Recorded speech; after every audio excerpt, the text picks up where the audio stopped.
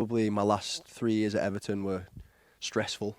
I feel probably physically I'm at a level now where I'm as fit as I can be. Absolutely, yeah, happy to be here. Hello, everybody, and welcome back to Leeds Bros. Hope you are all doing well. What is going on in your world? Let us know, guys, in the comment section below how we are all doing. We're here to react to another Sky Sports interview, and this time it is from Dominic Calvert Lewin. And this time it's a positive one, guys. The video yesterday was obviously, it was a little bit kind of home true to me. I kind of had to say what I've been feeling about Daniel Farke. And it's obviously at the minute in the Leeds United fan base, emotions are running very, very high at the minute. And you're either one side of the fence, you're either disagreeing with the Daniel Farke interview and everything that he's saying and gaslighting Leeds United fans, or you're the other side where you don't see anything wrong with it.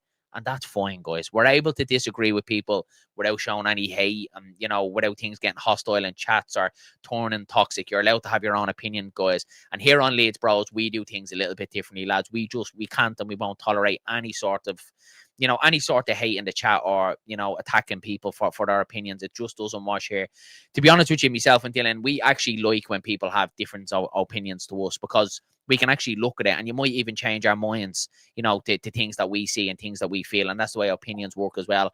And we'd always like to think that we respect everyone's opinion. So we just ask to respect ours. And if you disagree, come across in a respectful way. Tell us that you disagree and tell us the reason why, and let's have a conversation about it. But yeah, some of the comments, guys, just try and keep it to a minimum, because we have no options but to delete them. It's not a good look for the channel. It's not a good look for you personally if you're putting it up as well. So yeah, just a little kind of room tidy in there, guys. But all the other stuff, yeah, don't worry about it. Yeah, but this is a free space and a free platform to come on and say what you think and say what you feel, and do it in a respectful way, guys. This is what Leeds Bros is all about, and this is the community that we're trying to build.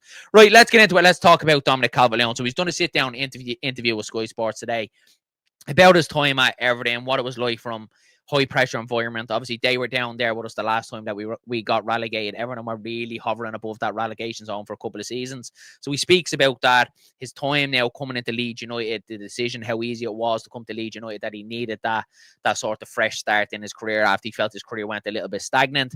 And then also his physicality, how he's feeling at the moment, because obviously his injury record, it's there to speak for itself. So we're going to go through all that. So we have a couple of clips here, guys. We'll go through the first one here now. This is about his time at Everton and then leaving Leeds United. Then we'll go on to another clip.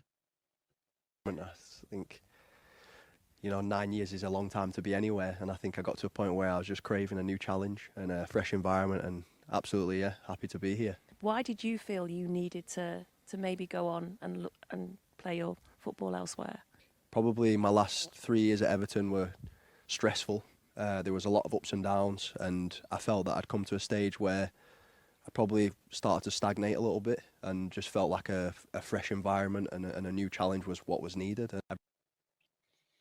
So I agree with Calvert Lewin here. So I think he's very much right as well, because he obviously had that really good one season under Carlo Ancelotti where I think he scored 21, 22 goals. And I remember thinking at the time, I was like, now is Calvert Lewin's time to move. And this is no offense to get Everton to move, to one of the bigger clubs. And I remember Arsenal at the time winning from as well. And I remember thinking they were crying out for a striker. He would really suit their style of play. He'd bang in a couple of goals for them.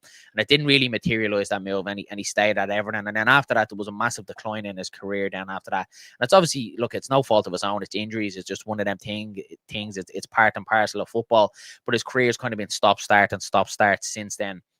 And he could feel it. He goes on to speak about in the clip, the high pressure moments at Everton, being around the relegation zone and the fear of the club going down and carrying that weight of a full fan base. And also he talks about behind the scenes as well of, members of staff knowing that if Everton were relegated to the Championship, that a lot of them people would have lost their jobs and not wanting that responsibility. And he speaks about not wanting to have a relegation on your CV as well. So it must be high pressure, guys. For us, we're just average people, but as a footballer, to have that pressure, thousands of fans all over the world, like exactly what we're doing to the Leeds players now, wanting them to stay in the division and wanting to survive or go win the title or make European football or whatever it may be. It must be high, but look, they do get paid a lot of money for it as well. But he speaks about, them pressure moments and what it was like, and then bringing it on to Leeds United and how them moments at Everton, the high pressure moments, how he can kind of bring that experience to Leeds United. So we'll listen to a clip about joining the club, and then again, we'll go through it. I'm at a level now where I'm as fit as I can be. So it's just about fine-tuning the things on the pitch. And as far as like a the club and the staff and the players. It's been a joy to join and a joy to be involved in. Great group of lads and settled in really quickly. Yorkshire as well. Yeah, Where are you from? I feel at home. Yeah, I think it's something. That's class to hear. You can't help but smile at that. And it's class to see Calvert Lewin there. And you can see by him, he just comes across as a genuine lad as well. And it's really good to hear him saying that he feels at home and he feels settled at Leeds United immediately. He goes on to say, he talks about the Leeds United squad as well, how he feels like around the club, that he's very welcome into the club, the group and the ambition of the football club. He felt it straight away when he comes in. And obviously being from Yorkshire as well, he's going to know the size of Leeds United football club as well. And it's like he's after taking it under his wing straight away. And I know there's been mixed thoughts of Dominic Calvert Lewin when he signed for Leeds United, and I was very much one of them, and very similar to probably the Manor Solomon one last year as well, when we signed him thinking, if we can keep him fit, he would be a very good addition to this side, and if not, it could go very, very wrong, and he's going to be sitting on a treatment table. And I kind of felt like this one with Calvert Lewin, especially with him being on a free, it was definitely a risk worth taking for Leeds United. And from what I've seen in the opening games under Calvert Lewin, I was really happy with him, guys. I think he's very important to the way Leeds United want to play, how we want to set up. Particularly that game against Wolves, he obviously scores the goal. You can see his hold-up play. He's bringing others into play. In the air, he's absolutely fantastic. And he gives you that little bit of different dynamic. And something that we didn't see from Leeds United, of actually putting crosses into the box, trying to hit a target man. We haven't seen that for many years at Leeds United. And against Bournemouth, I went to the Bournemouth game at Ellen Road, and he was fantastic. His hold-up play in that game was brilliant. And just to actually see him live, I just sat there and watched Calvert Lewin for about 10 minutes, how he occupies defenders, moves them all over the place, was just absolutely brilliant. Look, there's absolutely no denying he should have a couple of more goals. Absolutely, he should. I think he's only got one goal this season. He definitely should have got one or two against Bournemouth. Definitely should have had another one against Spurs. But again, his performance levels have been good. After Spurs, I don't think it's down to him. I think it's the way Leeds United have started to play. It feels like we've left them very isolated up front, that we're not getting bodies in and around them that bring the best out on Dominic Calvert Lewin. I do think he could be very, very important and a very vital part of this Leeds United team if we can get bodies in and around them, because I do think he'll bring others into play. But also when we get the likes of Dan James and Willie Gnonto, players that you can actually deliver a decent ball into the box on, that can play them balls in behind and find them runs, or even him knocking them down to the likes of Willie Gnonto and Dan James to get in behind, I think it'll be absolutely fantastic. So I still have a lot of expectation with Dominic Calvert Lewin. I'm definitely not writing him off yet. I do think there's bigger things to come. And again, there's probably one that divides opinion. I've seen some people, completely writing him off straight away. I'm definitely not there yet, because I do see loads of experience that we need in this Leeds United side. He's played in the Premier League. He knows what it's like. He has the know-how, and it's fantastic for him to give it to the likes of Meche. We haven't seen Pirro much, but even the likes of Harry Gray as well. Imagine Harry Gray going to training every single day, learning off someone like Dominic Calvert Lewin. It's valuable experience. It's something that you just don't buy.